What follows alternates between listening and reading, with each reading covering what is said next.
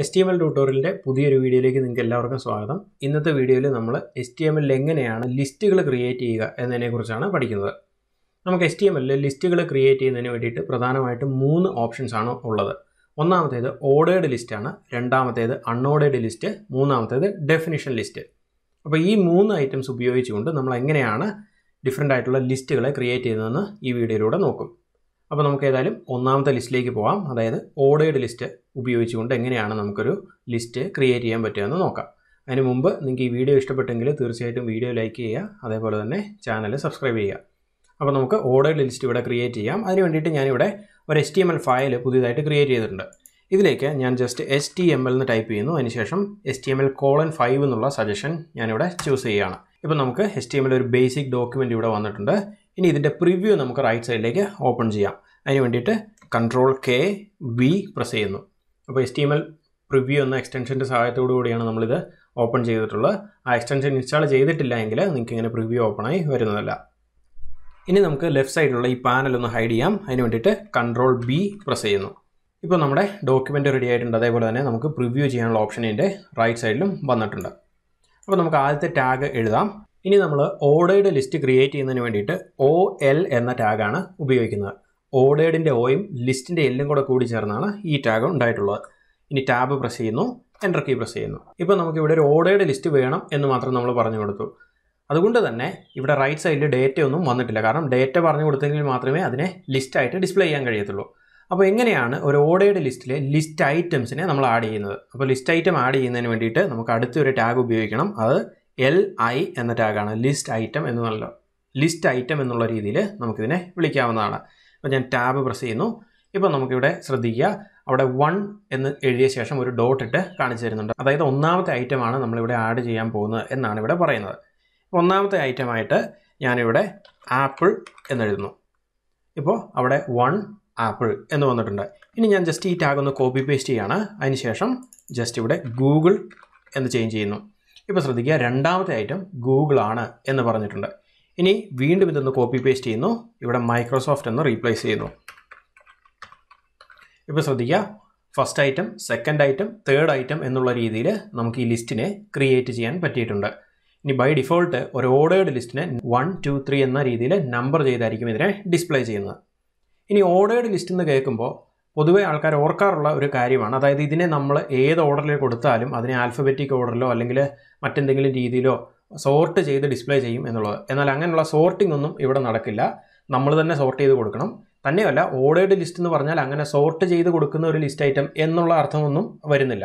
പകരം ഒരു ഓർഡറിൽ പറയുന്ന ഒരു കാര്യം, ഇപ്പോൾ നമ്മളൊരു ട്യൂട്ടോറിയൽ എഴുതുവാണെങ്കിൽ first step, second step, third step എന്നിങ്ങനെയുള്ള രീതിയിലുള്ള കാര്യങ്ങൾ പറയുന്നതിന് വേണ്ടിയിട്ടാണ് നമ്മൾ ഓർഡേർഡ് ലിസ്റ്റുകൾ ഉപയോഗിക്കുന്നത്. അപ്പോൾ ഒരു ബേസിക് ഓർഡേർഡ് ലിസ്റ്റ് എങ്ങനെയാണ് ക്രിയേറ്റ് ചെയ്യുന്നതെന്ന് നമ്മളിപ്പോൾ മനസ്സിലാക്കി. ഇനി നമുക്ക് ഈ നമ്പറിൻ്റെ സ്റ്റാർട്ടിങ് വേണമെങ്കിൽ ചേഞ്ച് ചെയ്യാവുന്നതാണ്. അതിന് വേണ്ടിയിട്ട് ഇവിടെ നമുക്ക് സ്റ്റാർട്ട് എന്ന ആട്രിബ്യൂട്ട് ഉപയോഗിക്കാവുന്നതാണ്. ഇപ്പോൾ ഞാനിവിടെ സ്റ്റാർട്ട് = 5 എന്ന് കൊടുത്താൽ ശ്രദ്ധിക്കുക, 5, 6, 7 എന്നുള്ള രീതിയിലാണ് അത് നമ്പർ ചെയ്ത് പോകുന്നത്. ഇനി അതുകൂടാതെ തന്നെ നമുക്ക് ഇതിൻ്റെ ടൈപ്പ് നമ്പർ വേണ്ട, ABC എന്നുള്ള രീതിയിൽ ആണ്, ആൽഫബറ്റ്സ് ആയിട്ടാണ് അതിനെ ഡിസ്പ്ലേ ചെയ്യേണ്ടതെങ്കിൽ അങ്ങനെയും നമുക്ക് ചെയ്യാം. അതിന് വേണ്ടിയിട്ട് ഞാൻ ജസ്റ്റ് സ്റ്റാർട്ട് എന്നത് റീപ്ലേസ് ചെയ്യുന്നു. അതിനുശേഷം ടൈപ്പ് എന്ന ആട്രിബ്യൂട്ടാണ് ഇവിടെ ഉപയോഗിക്കുന്നത്. ഇപ്പോൾ ടൈപ്പ് = 1 എന്ന് കൊടുത്താൽ ബൈ ഡിഫോൾട്ട് നമുക്ക് വന്നിട്ടുള്ള റിസൾട്ട് തന്നെ കിട്ടും. ക്യാപിറ്റൽ A ആണ് ടൈപ്പ് ചെയ്യുന്നതെങ്കിൽ ക്യാപിറ്റൽ A, B, C എന്നുള്ള രീതിയിലായിരിക്കും ഇനി അതിനെ ലിസ്റ്റ് ചെയ്യുന്നത്. 1, 2, 3 എന്നുള്ളത് റീപ്ലേസ് ചെയ്ത് ABCD എന്ന് പറഞ്ഞ് നമുക്കതിനെ ലിസ്റ്റ് ചെയ്ത് കിട്ടുന്നതാണ്. ഇനി സ്മോൾ ലെറ്റർ A ആണ് എഴുതുന്നതെങ്കിൽ ചെറിയ ലെറ്ററിലുള്ള ABC അല്ലെങ്കിൽ സ്മോൾ ലെറ്റേഴ്സിലായിരിക്കും നമുക്കത് ഡിസ്പ്ലേ ചെയ്ത് കിട്ടുന്നത്. ഇത് കൂടാതെ തന്നെ നമുക്ക് റോമൻ ലെറ്റേഴ്സ് അവൈലബിൾ ആണ്. അതിന് വേണ്ടിയിട്ട് ക്യാപിറ്റൽ I ആണ് നമ്മൾ ടൈപ്പ് ചെയ്യേണ്ടത്. ഇനി സ്മോൾ ലെറ്റർ I ആണ് നമ്മൾ ടൈപ്പ് ചെയ്യുന്നതെങ്കിൽ അവിടെ അത് സ്മോൾ ലെറ്ററിലേക്ക് മാറുന്നുമുണ്ട്. ശരി, ഇപ്പോൾ നമുക്ക് തിരിച്ച് നമ്മുടെ ആൽഫബറ്റ്സിലേക്കൊന്ന് വരാം. നമുക്ക് ഒരുപക്ഷെ ഉണ്ടാവാൻ ചാൻസ് ഉള്ളൊരു സംശയമാണ്, ഇതിൽ 26 ലിസ്റ്റ് ഐറ്റംസിന് മുകളിലുണ്ടെങ്കിൽ എന്ത് സംഭവിക്കും? അല്ലെങ്കിൽ സ്റ്റാർട്ടിങ് നമ്മളൊരു 25 സെറ്റ് ചെയ്ത് കൊടുത്താൽ Z കഴിയുമ്പോൾ ഇവിടെ എന്തായിരിക്കും ഡിസ്പ്ലേ ചെയ്യുന്നത്? നമുക്ക് നോക്കാം.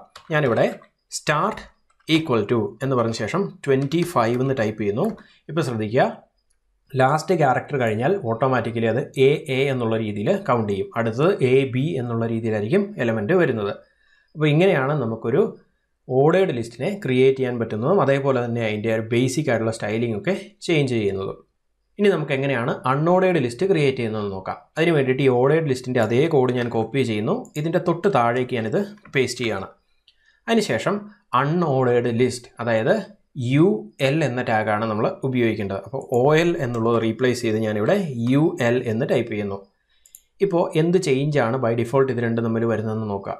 ഞാനിവിടെ സ്റ്റാർട്ട് ടൈപ്പ് എന്നുള്ള ആട്രിബ്യൂട്ടും റിമൂവ് ചെയ്ത് കളയാണ്. കാരണം അൺഓർഡേർഡ് ലിസ്റ്റിന് ബൈ ഡിഫോൾട്ട് അത് വർക്ക് ചെയ്യില്ല. ഇപ്പോൾ കണ്ടോ, നേരത്തെ ഓർഡേർഡ് ലിസ്റ്റ് 1 2 3 എന്നുള്ള നമ്പേഴ്സ് വെച്ചിട്ടായിരുന്നു ഡിഫോൾട്ട് ഡിസ്പ്ലേ ചെയ്തിരുന്നതെങ്കിൽ അൺഓർഡേർഡ് ലിസ്റ്റ് ഒരു ഡിസ്ക് ഷേപ്പ് വെച്ചിട്ടാണ് ഡിസ്പ്ലേ ചെയ്യുന്നത്. അതായത് ഇതിന് പ്രത്യേകിച്ച് ഓർഡർ ഒന്നുമില്ല, അതുകൊണ്ട് നമുക്ക് 1 2 3 എന്ന് പറയാൻ പറ്റത്തില്ല. അതുകൊണ്ടാണ് ഇങ്ങനെ ഡിസ്പ്ലേ ചെയ്യുന്നത്, അല്ലെങ്കിൽ ഒരു പോയിന്റ് ഇട്ടിട്ടാണ് അതിനെ ഡിസ്പ്ലേ ചെയ്ത് കാണിക്കുന്നത്. അപ്പോൾ അൺഓർഡേർഡ് ലിസ്റ്റും ഓർഡേർഡ് ലിസ്റ്റും തമ്മിലുള്ള വിഷ്വൽ ആയിട്ടുള്ള ചേഞ്ചസ് ഇത്രയും മാത്രമാണ്. ഇനി നമുക്ക് ഈ പോയിന്റുകളെ വേണമെങ്കിൽ ഒന്ന് മാറ്റാവുന്നതാണ്, ചേഞ്ച് ചെയ്യാവുന്നതാണ്. അതിന് വേണ്ടിയിട്ട് നമുക്ക് ടൈപ്പ് എന്ന ഒരു ആട്രിബ്യൂട്ട് ഉണ്ട്. ഈ ആട്രിബ്യൂട്ട് പക്ഷേ നമ്മളിപ്പോൾ ഉപയോഗിക്കരുത് എന്നാണ് പറയുന്നത്. കാരണം ഇത് HTML5ൻ്റെ സ്പെസിഫിക്കേഷനിൽ റെക്കമെൻഡ് ചെയ്യുന്ന ഒരു ആട്രിബ്യൂട്ട് അല്ല. പകരം നമുക്ക് CSS ഉപയോഗിച്ച് വേണം ഇത് ചെയ്യാൻ വേണ്ടിയിട്ട്. എങ്കിലും ഇങ്ങനെ ഒരു ആട്രിബ്യൂട്ട് ഉണ്ടായിരുന്നു എന്ന് ഞാൻ പറഞ്ഞതേ ഉള്ളൂ. ഇപ്പോൾ ടൈപ്പ് ഈക്വൽ ടു എന്ന് പറഞ്ഞ ശേഷം ഞാനിവിടെ സ്ക്വയർ എന്ന് ടൈപ്പ് ചെയ്യുകയാണെങ്കിൽ ശ്രദ്ധിക്കുക, ഇവിടെ അത് സ്ക്വയർ ആയിട്ടാണ് ഡിസ്പ്ലേ ചെയ്യുന്നത്. അപ്പോൾ ആ ഒരു പോയിന്റ് മാറ്റിയിട്ട് അവിടെ സ്ക്വയർ ഷേപ്പിൽ അതിനെ ഡിസ്പ്ലേ ചെയ്തിട്ടുണ്ട്. ഇനി ഞാനിവിടെ ഡിസ്ക് എന്ന് ടൈപ്പ് ചെയ്യുകയാണെങ്കിൽ നമുക്ക് പഴയ ഡിസ്ക് തന്നെ വരുന്നുണ്ട്. അപ്പോൾ അങ്ങനെ പല രീതിയിലേക്ക് ഇതിനെ കസ്റ്റമൈസ് ചെയ്യാവുന്നതാണ്. ഇനി പുതിയ രീതി എന്ന് പറയുന്നത് നമ്മളിവിടെ സ്റ്റൈൽ എന്ന ആട്രിബ്യൂട്ട് എഴുതുക, CSS ആണ് ഇത്. അതിനുശേഷം ലിസ്റ്റ് സ്റ്റൈൽ ടൈപ്പ് എന്നുള്ള പ്രോപ്പർട്ടി നമുക്ക് ഇഷ്ടമുള്ളത് പറഞ്ഞു കൊടുക്കാവുന്നതാണ്. ഇപ്പോൾ സ്ക്വയർ എന്ന് എഴുതുകയാണെങ്കിൽ നമുക്കത് സ്ക്വയറിൽ വരുന്നതാണ്. അപ്പോൾ എങ്ങനെയാണ് ബേസിക് ആയിട്ട് ഇതിനെ കസ്റ്റമൈസ് ചെയ്യാമെന്നാണ് നമ്മളിപ്പോൾ മനസ്സിലാക്കിയത്. ഇതിൻ്റെ CSS നമ്മൾ കൂടുതലായിട്ട് ഈ കോഴ്സിൽ തന്നെ CSSനെ കുറിച്ച് പഠിക്കുമ്പോൾ മനസ്സിലാക്കുന്നതാണ്. അപ്പോൾ നമ്മൾ ഓർഡേർഡ് ലിസ്റ്റും അൺഓർഡേർഡ് ലിസ്റ്റും എങ്ങനെയാണ് ക്രിയേറ്റ് ചെയ്യുന്നതെന്ന് ഇപ്പോൾ മനസ്സിലാക്കി. ഇനി നമുക്ക് നെസ്റ്റഡ് ആയിട്ടുള്ള ലിസ്റ്റുകളും ക്രിയേറ്റ് ചെയ്യാൻ പറ്റുന്നതാണ്. അപ്പോൾ അതെങ്ങനെയാണ് ചെയ്യുന്നതെന്ന് നോക്കാം. അതിന് വേണ്ടിയിട്ട് ഞാൻ ഈ OL ടാഗ് ഇവിടുന്ന് കോപ്പി ചെയ്യുന്നു. അതിനുശേഷം ഈ അൺഓർഡേർഡ് ലിസ്റ്റ് ടാഗിൻ്റെ തൊട്ട് താഴെയായിട്ട് അതിനെ പേസ്റ്റ് ചെയ്യുകയാണ്. സ്റ്റാർട്ട് ടൈപ്പ് എന്നീ ആട്രിബ്യൂട്ട്സിൻ്റെ ആവശ്യം നമുക്കിവിടെ ഇല്ല, അതുകൊണ്ട് അതും ഞാൻ ജസ്റ്റ് റിമൂവ് ചെയ്യുന്നു. ഇപ്പോൾ ഞാൻ ചെയ്യാൻ പോകുന്നത് ഈ മൈക്രോസോഫ്റ്റിൻ്റെ സബായിട്ടുള്ള ബാക്കി കമ്പനീസിനെ ഡിസ്പ്ലേ ചെയ്യുക എന്നുള്ള കാര്യമാണ്. അതിന് വേണ്ടിയിട്ട് മൈക്രോസോഫ്റ്റ് എന്നുള്ള ടെക്സ്റ്റിൻ്റെ അവസാനം ഞാൻ ക്ലിക്ക് ചെയ്യുന്നു. അതിനുശേഷം ഒരു എൻ്റർ പ്രസ് ചെയ്യുന്നു. അപ്പോൾ അത് ന്യൂ ലൈനിലേക്ക് വന്നിട്ടുണ്ട്. ഇനി ഈ ലിസ്റ്റിൻ്റെ സബ്ബായിട്ടാണ് നമുക്ക് ക്രിയേറ്റ് ചെയ്യേണ്ടത്. അതായത് ഈ ലിസ്റ്റ് ഐറ്റത്തിൻ്റെ സബ്ബായിട്ടാണ് ആക്ച്വലി വരേണ്ടത്. അതിന് വേണ്ടിയിട്ട് വീണ്ടും ഞാനിവിടെ ഒരു സബ്ബായിട്ട് OL ടാഗ് ഡയറക്റ്റ് എഴുതി കൊടുക്കുകയാണ്. അതിനുശേഷം വീണ്ടും OL ടാഗിൽ LI എന്ന ടാഗ് എഴുതുന്നു. ഇപ്പോൾ നമുക്ക് അതിൻ്റെ സബ്ബായിട്ട് വീണ്ടും വരുന്നത് നിങ്ങൾ ശ്രദ്ധിക്കുക. ഇപ്പോൾ GitHub, അതേപോലെ തന്നെ ഇനി നമുക്ക് വേണമെങ്കിൽ വിൻഡോസ് നമുക്ക് വേണമെങ്കിൽ എഴുതാം. അങ്ങനെ പുതിയതായിട്ടുള്ള ഐറ്റംസ് നമുക്കിവിടെ ആഡ് ചെയ്ത് കൊടുക്കാവുന്നതാണ്. അപ്പോൾ എങ്ങനെയാണ് നെസ്റ്റഡ് ലിസ്റ്റും ക്രിയേറ്റ് ചെയ്യുന്നത് എന്ന് നമ്മൾ മനസ്സിലാക്കി. ഇനി ഇവിടെ OL എന്നുള്ളത് റീപ്ലേസ് ചെയ്ത് UL എന്ന് എഴുതുവാണെങ്കിൽ അത് അൺഓർഡേർഡ് ലിസ്റ്റിൻ്റെ സ്റ്റൈലിലേക്ക് മാറും. പക്ഷേ ഒരു ചെറിയ വ്യത്യാസമുണ്ട്, അവിടെ ബൈ ഡിഫോൾട്ട് ഡിസ്ക് അല്ല കാണിക്കുന്നതെന്ന് പ്രത്യേകം ഓർത്തിരിക്കുക. അപ്പോൾ എങ്ങനെയാണ് ഓർഡേർഡ് ലിസ്റ്റ്, അൺഓർഡേർഡ് ലിസ്റ്റും അതേപോലെ തന്നെ നെസ്റ്റഡ് ആയിട്ടുള്ള ലിസ്റ്റുകളും ക്രിയേറ്റ് ചെയ്യുന്നതെന്ന് നമ്മൾ മനസ്സിലാക്കി. ഇനി നമുക്ക് മൂന്നാമതുള്ള ലിസ്റ്റിലേക്ക് പോകാം, അതായത് ഡിസ്ക്രിപ്ഷൻ ലിസ്റ്റ് എന്ന ലിസ്റ്റ്. അപ്പോൾ അത് ക്രിയേറ്റ് ചെയ്യുന്നതിന് വേണ്ടിയിട്ട് നമ്മൾ DL എന്ന ടാഗാണ് ഉപയോഗിക്കുന്നത്. ശരിക്കും ഈ ഡിസ്ക്രിപ്ഷൻ ലിസ്റ്റ് നമ്മൾ ഉപയോഗിക്കുന്ന ഒരു ടേം അതിൻ്റെ ഡിസ്ക്രിപ്ഷൻ എന്നുള്ള രീതിയിൽ ഒരു ലിസ്റ്റ് ക്രിയേറ്റ് ചെയ്യുന്നതിന് വേണ്ടിയിട്ടാണ്. ഇപ്പോൾ ഞാൻ ഇവിടെ DL ടാഗ് എഴുതിയിട്ടുണ്ട്. അതിനുശേഷം ഏത് ടേമിനെയാണ് നമ്മൾ ഡിസ്ക്രൈബ് ചെയ്യാൻ പോകുന്നത് എന്നുള്ളതിന് വേണ്ടിയിട്ട് നമ്മളിവിടെ DT എന്നെഴുതുന്നു. അതായത് ഡിസ്ക്രിപ്ഷൻ ടേം എന്ന അർത്ഥത്തിലാണ് അത് നമ്മൾ ഉപയോഗിക്കുന്നത്. ഇനി ഒരു ടാബ് പ്രസ് ചെയ്യുന്നു. അപ്പോൾ ആ ഒരു ടാബ് നമുക്കവിടെ വന്നിട്ടുണ്ട്. ഇപ്പോൾ ഞാനിവിടെ PHP എന്ന് ടൈപ്പ് ചെയ്യുന്നു. അപ്പോൾ PHPനെ കുറിച്ചാണ് നമ്മൾ ഡിസ്ക്രൈബ് ചെയ്യാൻ പോകുന്നത് എന്ന് പറഞ്ഞു കൊടുക്കുന്നു. ഇനി അടുത്തതായിട്ട് നമ്മൾ പറഞ്ഞു കൊടുക്കേണ്ടത് അതിൻ്റെ ഡിസ്ക്രിപ്ഷനാണ്. അപ്പോൾ ഡിസ്ക്രിപ്ഷന് വേണ്ടിയിട്ട് നമ്മൾ ഉപയോഗിക്കുന്നത് DD എന്ന ടാഗാണ്, അതായത് ഡിസ്ക്രിപ്ഷൻ ഡീറ്റെയിൽസ് എന്നുള്ള ടാഗാണ് ഇത്. അപ്പോൾ ഞാനിവിടെ ടൈപ്പ് ചെയ്യുന്നു PHP is A programming language, ഇങ്ങനെ എഴുതി. ഇപ്പോൾ കണ്ടോ PHP എന്നുള്ള ടേം ലെഫ്റ്റ് സൈഡിൽ വരുന്നുണ്ട്. അതിനുശേഷം അതിൻ്റെ ഒരു ഡിസ്ക്രിപ്ഷൻ നമ്മൾ എഴുതിയത് അതിൻ്റെ റൈറ്റ് സൈഡിലേക്ക് കുറച്ച് ചേഞ്ച് ചെയ്തിട്ടാണ് അത് ഡിസ്പ്ലേ ചെയ്തിട്ടുള്ളത്. ഇനി നമുക്ക് അടുത്തൊരു ഐറ്റത്തിനെയും കൂടെ ഇതേപോലെ ലിസ്റ്റ് ചെയ്യണമെങ്കിൽ ജസ്റ്റ് ഈ 2 ടാഗുകൾ കോപ്പി ചെയ്യുക. അതിനുശേഷം അതിൻ്റെ തൊട്ട് താഴേക്ക് നമുക്ക് പേസ്റ്റ് ചെയ്യാവുന്നതാണ്. ഇനി ജാവാസ്ക്രിപ്റ്റിനെ കുറിച്ചാണ് നമുക്കിവിടെ പറയേണ്ടെങ്കിൽ ജാവാസ്ക്രിപ്റ്റ് എന്ന് നമ്മളിവിടെ എഴുതുന്നു.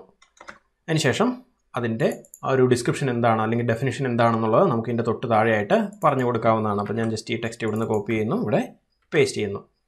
അപ്പോൾ എന്താണ് ഈ ലിസ്റ്റ് എന്ന് നിങ്ങൾക്ക് ഇതിൽ നിന്ന് തന്നെ മനസ്സിലായി കാണാം. അതായത് ഒരു ടേം അതിൻ്റെ ഡിസ്ക്രിപ്ഷൻ എന്നുള്ള രീതിയിൽ എഴുതുന്നതിന് വേണ്ടിയിട്ടാണ് നമ്മൾ ഈ ലിസ്റ്റ് ഉപയോഗിക്കുന്നത്.